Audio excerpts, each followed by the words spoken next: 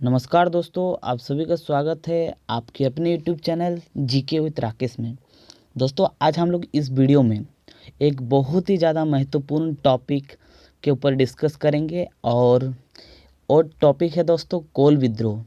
दोस्तों, अक्सर ही एग्ज़ाम में कोल विद्रोह से प्रश्न बनते हैं और मैंने देखा कि यूट्यूब में इस विषय के ऊपर उतना खास वीडियो नहीं है, तो मैंने सोचा कि क्यों ना कोल विद्रोह के ऊपर एक वीडियो बनाया जाए और कोल विद्रोह से संबंधित जैसे भी प्रश्न हो, चाहे आप जेपीएससी मेंस लेवल तक इस वीडियो से पूरा कवर हो जाएगा दोस्तों। तो वीडियो के अंत तक जरूर बने रहिएगा और आपका एक सिंगल प्रश्न भी इससे बाहर नहीं आएगा, उसकी गारंटी मैं लेता हूं दोस्तों। तो दोस्तों, कोल विद्रोह से प्रश्न क्या क्या बनता है हम देखेंगे ज़रूर। तो दोस्तों, वीडियो शुरू करने से पहले दो बात बताना चाहूँगा, आप थोड़ा पेशेंस रखिएगा। और दोस्तों, मेरा पहला बात ये है कि अगर वीडियो दोस्तों अगर आप लोगों को अच्छा लगे तो वीडियो ज़रूर शेयर कीजिएगा, ताकि आपके जितने भी दोस्त हैं उनको भी मदद मिल सके। और दोस्तों, मेरा वीडियो बनाने का सिर्फ और सिर्फ एक ही मकसद है कि मैं अपने दोस्तों का मदद कर सकूं। और दोस्तों, सेकंड बात है मेरा, दोस्तों ये जितने भी पीपीटी है सब मेरा हैंड राइटिंग नोट्स का है। तो दोस्तों, जिन दोस्तों को राइटिंग इतना अच्छा नहीं लगे तो उसके लिए सॉरी, लेकिन दोस्तों इतना ज़रूर ठीक है कि आप पढ़ सकेंगे। तो दोस्तों, वीडियो शुरू करते हैं। तो दोस्तों, वीडियो दोस्तों जो आज कोल विद्रोह का टॉपिक है दोस्तों, पूछा जाता है प्रश्न 1831-32 ईस्वी की कोल विद्रोह के कारण और उनका परिणाम का व्याख्या करें। तो दोस्तों, हम लोग कोल विद्रोह को पढ़ेंगे और कोल विद्रोह से संबंधित क्या है उसका पहले हम लोग उसका पूरा इंट्रोडक्शन को जानेंगे कि कोल विद्रोह क्यों हुआ, कैसे हुआ, उसका क्या कारण थे। पहले उसका इंट्रोडक्शन पढ़ेंगे। दोस्तों, उत्तर लिखने का दो ही तरीका होता है, पहले आप उसका इंट्रोडक्शन लिखिए, उसके बाद उसका पूरा पूरा कारण लिखिए, उसके बाद उसका दमन कैसे हुआ था, प्रसार कैसे हुआ था, फिर दोस्तों उसके बाद उसका निष्कर्ष लिखिए। ऐसे इस तरह से आप अगर अपना आंसर लिखेंगे तो आपको पूरा 100% मार्क्स मिलने का चांसेस है। तो दोस्तों, हम लोग पहले आप इस कोल विद्रोह का इंट्रोडक्शन को देखते हैं कि कैसा हो सकता है इस कोल विद्रोह का इंट्रोडक्शन। दोस्तों, पूरा एक लाइन में पढ़ूंगा और उसके साथ मैं समझाते हुए भी चलूँगा, तो आप पेशेंस बना के रखिएगा, क्योंकि वीडियो लंबा ज़रूर हो सकता है, क्योंकि मैंने पूरा कोल विद्रोह को डिटेल एनालिसिस करने के लिए इतना लंबा वीडियो रखा हूँ। तो दोस्तों, क्या है, झारखंड में हुई जनजाति विद्रोह में कोल विद्रोह का एक विशिष्ट स्थान है, क्योंकि यह विद्रोह का पहला सुसंगठित एवं व्यापक जनजातीय विद्रोह था। दोस्तों, ये सुसंगठित विद्रोह का कारण यह है कि ये एक सोचा समझा और तय की हुई विद्रोह था। ये तुरंत अचानक नहीं हो गया था, इसलिए इसे सुसंगठित विद्रोह कहा जाता है। और व्यापक का मतलब होता है दोस्तों, इससे कुछ आउटपुट निकला, मतलब ऐसे नहीं कि विद्रोह हो गया और समाप्त हो गया, इससे कुछ ना कुछ आउटपुट निकला, मतलब इससे जो विद्रोह हुआ उसके बाद इसका पूरा परिणाम कुछ ना कुछ अच्छा निकला। तो इसलिए इसको दोस्तों व्यापक जनजातीय विद्रोह कहा जाता है दोस्तों। फिर चलते हैं आगे दोस्तों। अपने नए मालिक द्वारा शोषित दीकू। तो दोस्तों, यहाँ पर बार बार हम लोग देखते हैं कि दीकू, तो दीकू क्या है दोस्तों, इसका डिटेल से एनालिसिस करेंगे दोस्तों। दीकू द्वारा उत्पीड़ित एवं न्याय के अपने पारंपरिक स्रोत से वंचित छोटनागपुर के आदिवासियों के लिए विद्रोह के अलावा कोई रास्ता नहीं था। तो दोस्तों, जो दीकू थे उसके उत्पीड़न एवं जो आप उसका न्याय का पारंपरिक स्रोत था, जो उसको हक था, उससे वंचित होने के कारण छोटनागपुर का जो आदिवासी थे उन्होंने ही इस विद्रोह को शुरू किया था। तो आप याद रखिएगा, छोटनागपुर के आदिवासियों ने इस विद्रोह को शुरू किया था दोस्तों। आगे चलते हैं। तो दोस्तों, क्या है, विद्रोह के अलावा कोई रास्ता नहीं बचा था, वस्तुतः ये मुंडा का विद्रोह था। दोस्तों, अक्सर हम लोग सोचते हैं कि कोल विद्रोह है तो कोलों ने शुरू किया था, कोल जनजाति ने, लेकिन ये एक सरासर गलती है, आप याद रखिएगा। लेकिन जो कोल विद्रोह था वो दोस्तों एक मुंडाओं का विद्रोह था, और जिसका होर ने पूरा पूरा साथ दिया था, तो उसका भी पहले डिटेल से हम लोग समझेंगे दोस्तों। तो दोस्तों क्या है, वस्तुतः ये मुंडाओं का विद्रोह था जिसमें हो उनकी दाहिने हाथ बनकर शामिल हुआ। इस विद्रोह में छोटनागपुर खास, पलामू, सिंहभूम एवं मानभूम के कुछ क्षेत्रों की जनजातियों ने भाग लिया। तो दोस्तों पूछा जा सकता है कि किस किस ने भाग लिया। छोटनागपुर खास के पलामू सिंहभूम मानभूम के क्षेत्र के जनजातियों ने भाग लिया था। सिर्फ हजारीबाग इस विद्रोह से अछूता रहा। तो दोस्तों मैं इसका भी डिटेल से बताऊंगा इस वीडियो में कि हजारीबाग इस विद्रोह में क्यों अछूता रहा। तो दोस्तों आगे पढ़ते हैं। कोल विद्रोह का ही परिणाम था कि 1834 ईस्वी में विद्रोह प्रभावित क्षेत्र का कुछ अन्य क्षेत्रों के साथ मिलाकर दक्षिण पश्चिमी सीमांत एजेंसी नाम का एक प्रशासनिक इकाई का गठन किया गया। तो दोस्तों इस जो पूरा विद्रोह था, उस विद्रोह के समाप्ति के बाद 1834 ईस्वी में इस जितने भी सारे क्षेत्र थे जो जो विद्रोह में शामिल हुआ था, जैसे छोटनागपुर खास, पलामू, सिंहभूम, मानभूम के जितने भी जनजाति इलाके थे और उसके आसपास के इलाकों को मिलाकर एक दक्षिण पश्चिमी सीमांत एजेंसी का गठन कर दिया गया। और दोस्तों यही उसका परिणाम है इस विद्रोह का, और जिसका मुख्यालय बिष्णुपुर, जो दोस्तों बिष्णुपुर अभी इसका तत्कालीन नाम दोस्तों रांची है। और दोस्तों अक्सर पूछा जा सकता है कि एग्ज़ाम में, झारखंड के एग्ज़ाम में प्रश्न बन सकता है कि रांची का प्राचीन नाम क्या है, तो आप याद रखिएगा बिष्णुपुर को बनाया गया। तो दोस्तों ये जो दक्षिण पश्चिमी सीमांत एजेंसी है उसका मुख्यालय था रांची बिष्णुपुर में। तो दोस्तों आगे पढ़ते हैं। दोस्तों आगे है, कुछ इतिहासकारों ने कोल विद्रोह को स्थानीय उत्पीड़क के प्रति आक्रोश की प्रतिफल बताया। तो दोस्तों एक कोल विद्रोह क्यों हुआ था, इसके पीछे इतिहासकारों में मतभेद है। तो कुछ इतिहासकारों ने बताया कि ये स्थानीय उत्पीड़कों का प्रतिफल है, और जबकि कुछ इतिहासकारों ने इसे राष्ट्र विद्रोह कहा। तो दोस्तों क्या है, इसका भी डिटेल्स में हम लोग पढ़ेंगे। तथा इसकी घृण्यता ब्रिटिश सरकार से मुक्त होने की आदिवासियों का उत्कृष्ट इच्छा का परिणाम माना है। तो दोस्तों जैसे लिखा गया है कि कुछ इतिहासकार मानते थे कि कोल विद्रोह का प्रमुख कारण स्थानीय उत्पीड़कों के प्रति आक्रोश था, लेकिन कुछ इतिहासकार मानते हैं कि एक राष्ट्र आंदोलन था। तो दोस्तों क्या है, हम लोग पूरा वीडियो में पूरा डिटेल से पढ़ेंगे। तो दोस्तों क्या है, दोस्तों इस जगह पर एक कोटेशन है, और एक कोटेशन बहुत ही ज़्यादा इंपॉर्टेंट है। आप कोटेशन जितने भी आता है, आप एग्ज़ाम में कोटेशन जरूर लिखिएगा, कोटेशन से आपको मार्क्स मिलता है। तो कोटेशन क्या है दोस्तों, पढ़ते हैं। कोल विद्रोह कृषक असंतोष की अभिव्यक्त मात्र ना होकर आदिवासियों की स्वतंत्रता की लड़ाई थी। तो दोस्तों जो चार्ल्स मैंटफ था, उन्होंने कहा कि कोल विद्रोह कृषक असंतोषों की अभिव्यक्ति ना होकर आदिवासियों की स्वतंत्रता की लड़ाई थी, तो जिसका उद्देश्य ब्रिटिश शासन का उन्मूलन था।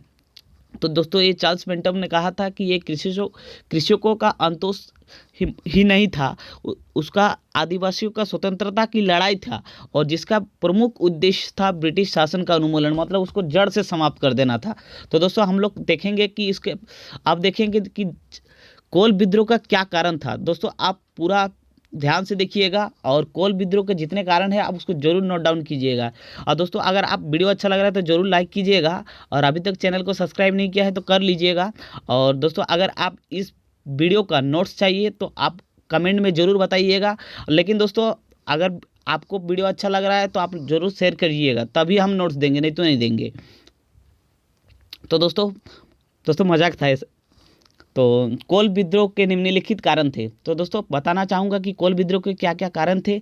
तो दोस्तों पहला कारण थे, तो दोस्तों हम लोग कोल विद्रोह के कारण को देखेंगे। और दोस्तों पहला कारण है भूमि संबंधी असंतोष। तो दोस्तों पूरे डिटेल्स में पढ़ेंगे, पेशेंस बनाए रखिएगा। कृषि और शिकार कोल की आजीविका का मुख्य साधन थे। कंपनी सरकार ने इस अंचल की जमींदारी विभिन्न राजाओं और जमी जागीरदारों को दे रखी थी। तो दोस्तों जो कोल थे उनकी आजीविका का मुख्य स्रोत कृषि और शिकार हुआ करता था।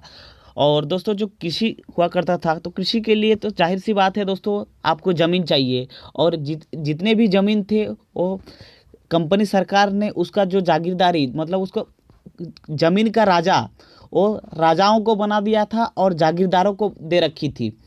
यह राजाओं और जागीरदारी रियायतवार राजस्व की वसूलते थे। दोस्तों ये जो राजा होते थे और जागीरदार यही टैक्स वसूलते थे। और दोस्तों जो ऐसी करने में या अक्सर अनाप शनाप कर लगा देते थे। तो दोस्तों जो अनाप शनाप कर का मतलब होता है कुछ नियम का नहीं। आज मान लीजिए कि आप 10% 5% है तो कल 20% ले लिया, उसका मन किया 80% ले लिया, 70% ले लिया, मतलब कुछ नियम रूल का नहीं है। उसको जैसे मर्जी वो ऐसे लेगा, मतलब अनाप शनाप। उसके बाद देखते हैं दोस्तों क्या है, लगन की बढ़ती हुई दर को चुकाने में असमर्थ होने पर जमीन छीन लेकर नए आदमी को दे दी जाती है। तो दोस्तों मान लीजिए कि आप इस बार आपका 70% टैक्स है तो अगला बार इसको 100% कर दिया गया। तो अगर दोस्तों ये 100% कर दे दिया जाए और पिछले बार का भी अगर कर जोड़ लिया जाए तो दोस्तों इतना कर बढ़ जाता है कि वो पूरा सब कुछ चुकाने के बाद भी उसका उधारी रह ही जाता है। तो दोस्तों इस स्थिति में जो जागीरदार व राजा होते थे वो किसानों से जमीन छीन कर दूसरे आदमी को दे देता था, छीन कर दूसरे आदमी को दे जाते थे। ज़्यादातर बिहार व बंगाल के आए मालदार व्यक्ति होते थे। तो दोस्तों ये जो जमीन छीन कर वो बाहर के व्यक्तियों को दे देते थे, ज़्यादातर वो बिहार व बंगाल के मालदार व्यक्ति होते थे। अपने ऊपर नए नए टैक्स का बोझ लादे और अपने हाथ से जमीन निकलते देखकर कोल को में व्यापक असंतोष फैला। मतलब दोस्तों अगर उसका पास इतना भारी भारी टैक्स भी चुकाए, ऊपर से उसका ज़मीन भी छीन लिया जाए, तो दोस्तों आप लोग सोच सकते हैं कि उसका स्थिति कैसा होगा। तो ऐसे ही स्थिति कोलों का था। सॉरी दोस्तों उस क्षेत्र के जनजातियों का था, आदिवासी जनजातियों का।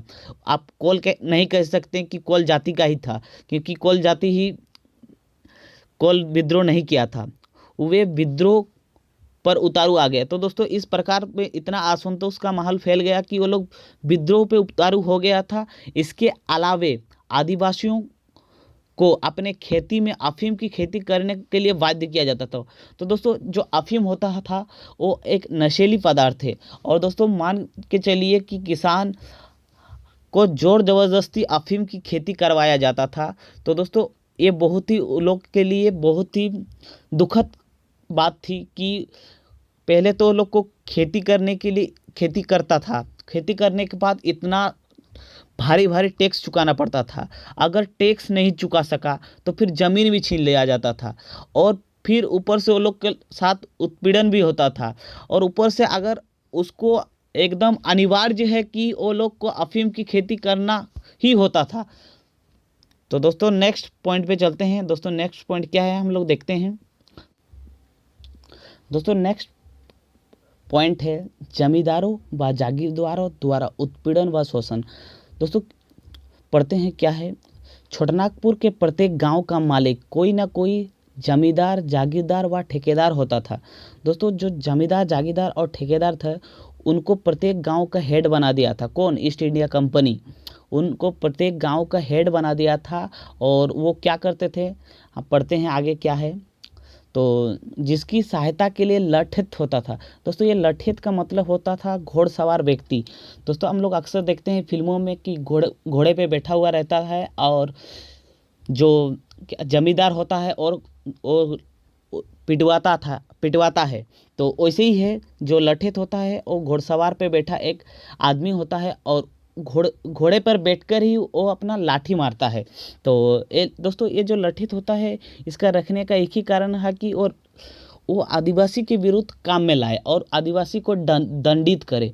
तो दोस्तों क्या है, लठित आदिवासियों के विरुद्ध काम में लाए जाता थे।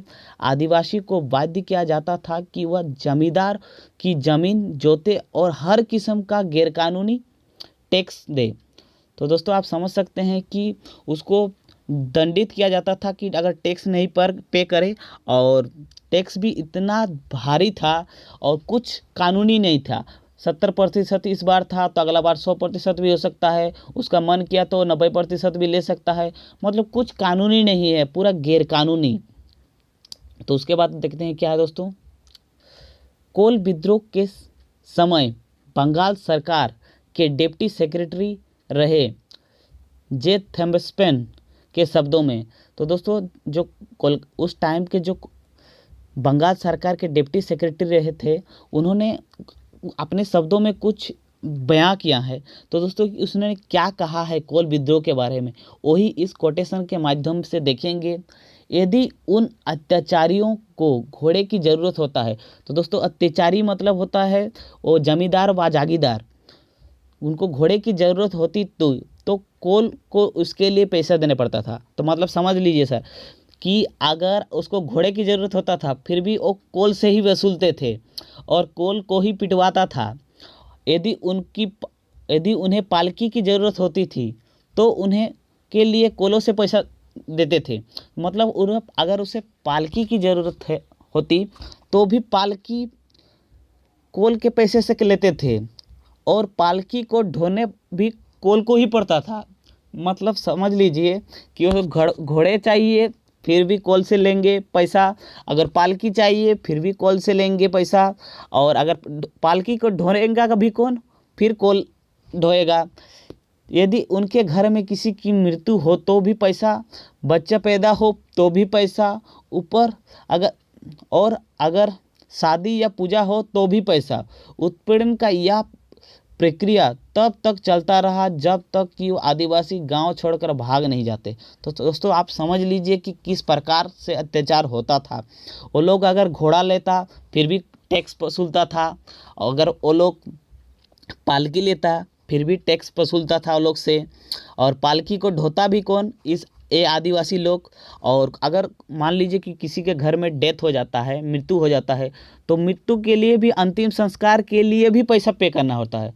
और किसी का बच्चा पैदा हो गया तो फिर भी वो उसके लिए भी पैसा पे करना होगा। शादी या पूजा के लिए भी उसको पैसा पे करना होगा। तो दोस्तों मान के तो आप सोच के देखिए कि किस हालत में रहे होंगे।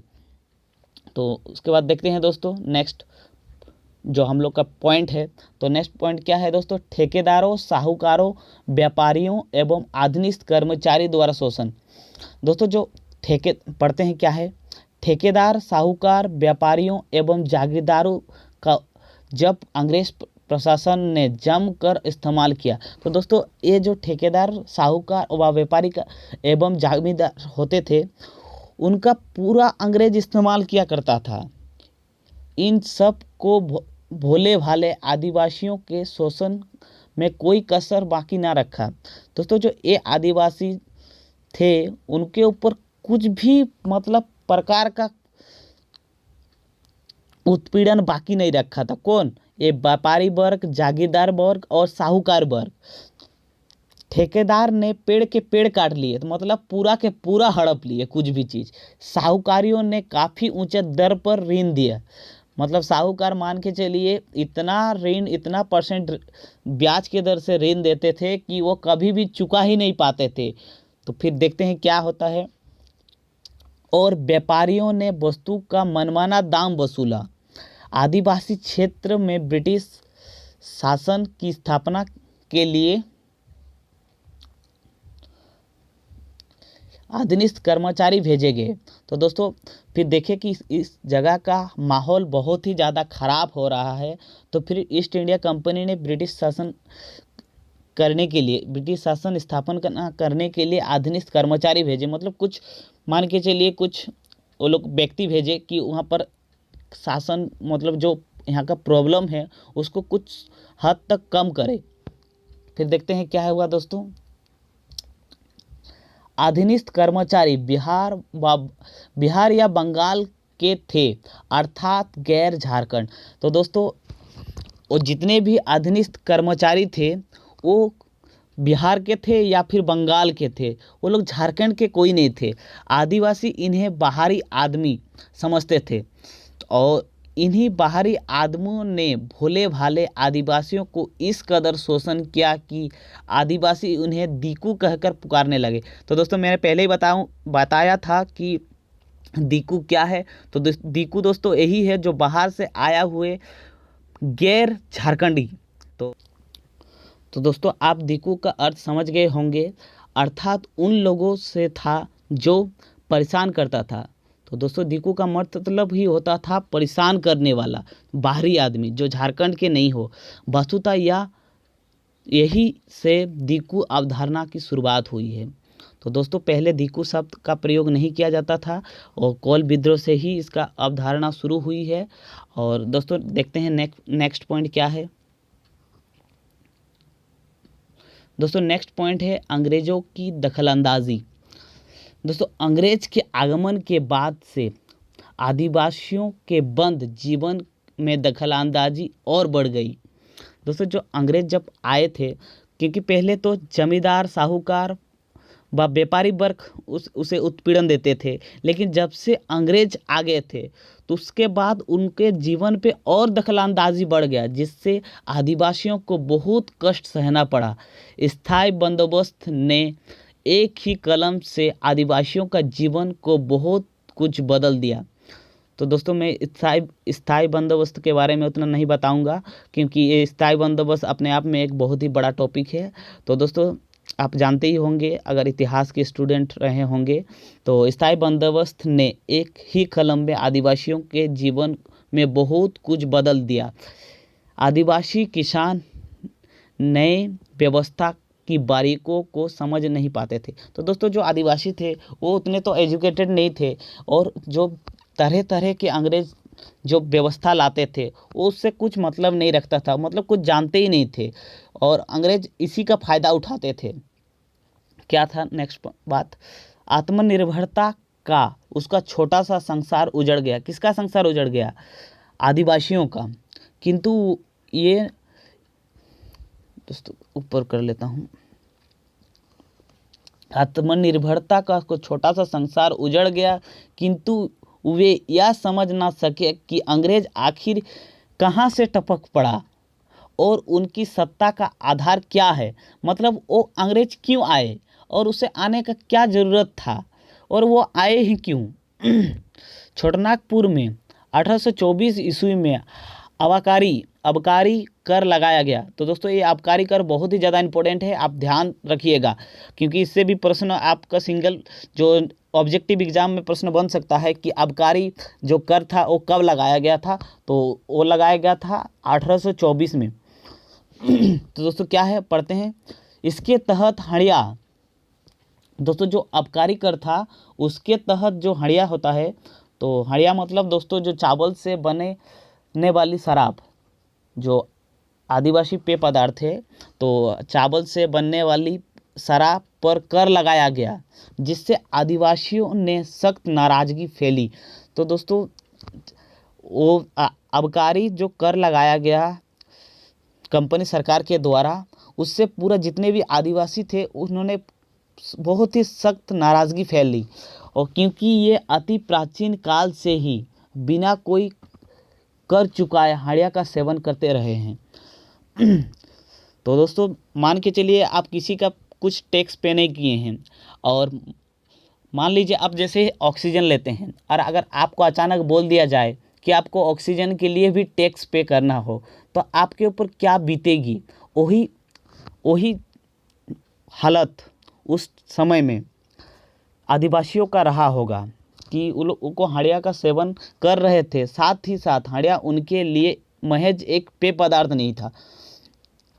तो हड़िया उसके लिए एक पेय पदार्थ नहीं था, बल्कि धर्म का हिस्सा था, क्योंकि आदिवासी धार्मिक कृतियों में उसके देवता को अर्पित करते थे। तो दोस्तों जो हड़िया होते हैं वो मतलब वो खाली सिर्फ और सिर्फ पेय पदार्थ ही नहीं है, वो आदिवासियों के जो देवता होते थे उनको अर्पण किया जाता था। मतलब जितने भी पूजा पाठ होता है उसमें जो हम लोग जैसे पानी चढ़ाते हैं, लेकिन आदिवासियों में पानी नहीं, उसके बदले में वो हड़िया चढ़ाते हैं। पुनः हड़िया पर कर लगाए जाने पर उनकी निजी ज़िंदगी में दखल अंदाजी बढ़ गया। किनके निजी ज़िंदगी में दखल अंदाजी बढ़ गया? आदिवासियों का। क्योंकि आबकारी विभाग के अधिकारी कर्मचारी वैध शराब की खोज में उनके घरों को तलाशी लेता था। मतलब आदिवासियों के घर घर जाके वो लोग तलाशी लेता था कि कहीं आप घर में हड़िया तो नहीं बना रहे हैं। तो फिर तलाशी लेना शुरू कर दिया था। उन्हें शारीरिक उत्पीड़न देते थे। मतलब मान के चलिए किसी के घर में अगर कहीं दिख गया तो उसको पीटना मारना शुरू कर देते थे और उनकी स्त्रियों से बेइज्जत करते थे, उनकी स्त्रियों को भी बेइज्जत करते थे दोस्तों। तो आप समझ सकते हैं कि किस हालत में रहे होंगे उस टाइम पे। इस तरह धीरे धीरे आदिवासियों के मन में अंग्रेजों के प्रति उपेक्षा व घृणा भर गई। इस प्रकार आदिवासियों के मन में अंग्रेजों के प्रति उपेक्षा व घृणा भर गई, जिसका अभिव्यक्त विद्रोह के रूप में सामने आया। तो दोस्तों यही कारण था। तो दोस्तों फिर मैं बताना चाहूँगा कि दोस्तों कोई भी विद्रोह या फिर क्रांति कोई अचानक कारण से नहीं होता है।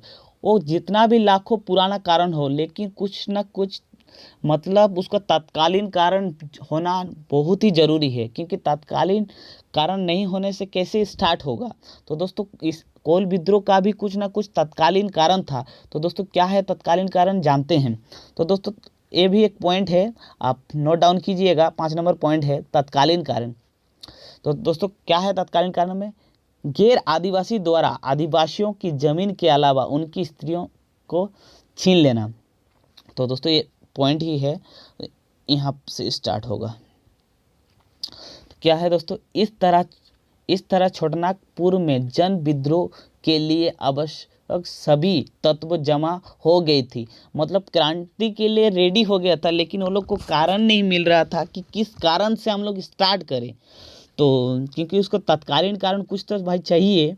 तो बारूद के ढेर तैयार थे, कमी थी केवल एक चिंगारी की। या चिंगारी उस घटना के रूप में उत्पन्न हुई जो सोनपुर प्रांगण में घटित हुआ। तो दोस्तों सोनपुर प्रांगण में कुछ घटना घटित हुई जो तत्कालीन कारण बना।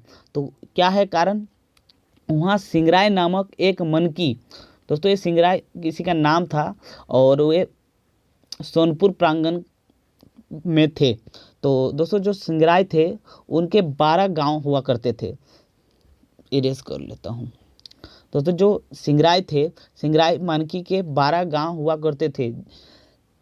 उन्हें छीन कर छोटनागपुर नरेश का भाई कुंवर हरिनाथ शाही ने सिखों को दे दिया। तो मतलब समझिए दोस्तों कि जो सिंगराय जी के 12 गांव थे उसे छीन लिया गया। और कौन छीने? छोटनागपुर के नरेश के भाई ने, जिसका नाम था कुंवर हरिनाथ शाही। और छीन के क्या किए? सिखों को दे दिया। तो सिखों को दे दिया। तो दोस्तों आप समझ सकते हैं कि पूरा गांव, आपका गांव को पूरा छीन के किसी दूसरे बाहरी आदमी को दे देने से फिर आपको ऊपर क्या बीत सकती है, जिससे वे अपने ज़मीन से हाथ धो बैठे। अपने ज़मीन से हाथ धो बैठे। सिखों ने ना केवल सिंगराय मनके के गांव छीनी, बल्कि उनकी 2 बहनों को भी छीन ली। तो देखिए दोस्तों ये पहले गांव का मैटर था, उसके बाद उन्होंने जो सिख थे वो सिंगराय के 2 बहनों को भी छीन लिया, उनका सील भंग किया, मतलब उसके साथ बदतमीजी की। दोस्तों इसी तरह की घटना सिंहभूम के बंदगांव में घटित हुआ।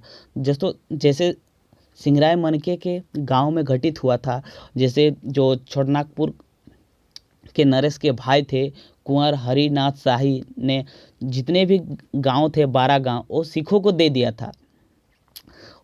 और वो गांव से बेदखल हो गए थे और उनके साथ उनकी 2 बहनों को भी सिखों ने उठा कर ले गया था और उनके साथ बदतमीजी की। तो आप समझ सकते हैं दोस्तों। और इस तरह की घटना सिंहभूम के बंदगांव में घटित हुआ है। यहाँ के सुरगामुंडा, तो दोस्तों सुरगामुंडा की कोई सी ग्राम इनका नाम था, पर जफ़र अली नामक मुसलमान किसान बड़े अत्याचार किया। दोस्तों जो जफ़र अली थे वो एक मुसलमान थे, उन्होंने किसान के ऊपर बड़ा अत्याचार किया। किस किसान के ऊपर? सुरगा मुंडा के ऊपर बड़ा अत्याचार किया और अत्याचार किया, उसकी पत्नी को उठा लिया था। किसका? सुरगा मुंडा के पत्नी को उठा लिया था। कौन? जफर अली। तो दोस्तों, और इज्जत लूट ली। परदेशियों के इन कुकृतियों ने आग में घी का काम किया। तो दोस्तों, आप समझ सकते हैं कि ये तत्कालीन कारण बहुत ही ज़्यादा बड़ा कारण था कि अब तो उसे मतलब पूरा करना ही है, और लड़ाई करना ही है, क्रांति करना ही है, विद्रोह करना ही है। मतलब उसका जो पहले था वो सामाजिक मैटर हो गया था, लेकिन वो अब उसका पारिवारिक मैटर हो गया था। तो इस प्रकार जो मतलब जो जफर अली थे वो सुरगा मुंडा की पत्नी को उठा ले गया था और उसका इज्जत लूट ली थी। ये क्या है? फिर परदेशियों की इन कुकृतियों ने आग में घी की तरह काम किया और अंततः विद्रोह की शुरुआत हो गई।